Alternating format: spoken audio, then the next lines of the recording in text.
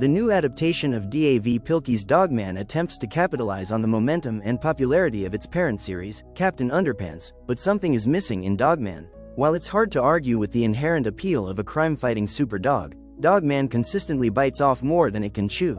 It stars Pete Davidson, Isla Fisher, Lil Rel Howery, and Ricky Gervais, to mention a few of the big names who populate the cast. The film was clearly made with love, but it packs in so many conflicting storylines that it gets difficult to keep track. Due to the recent influx of enormously popular and high-quality children's animated movies, a high bar has been set for films like Dogman.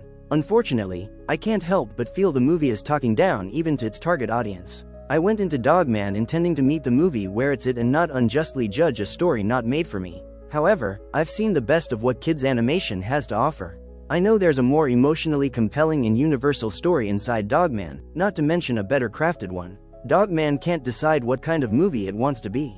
Visually, the animation style of Dogman is imaginative, but it's nothing we haven't seen before.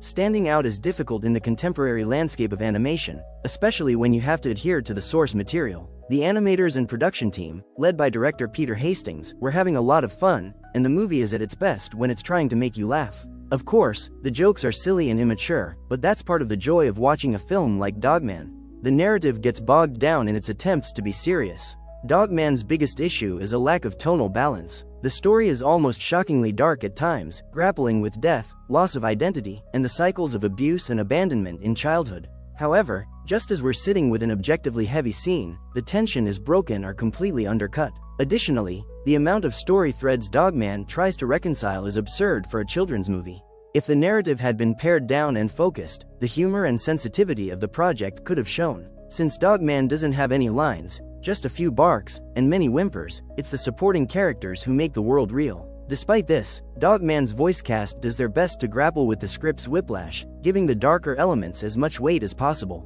The real star isn't the titular character, but Petey the cat, voiced by a surprisingly sensitive Davidson. Since Dogman doesn't have any lines, just a few barks, and many whimpers, it's the supporting characters who make the world real.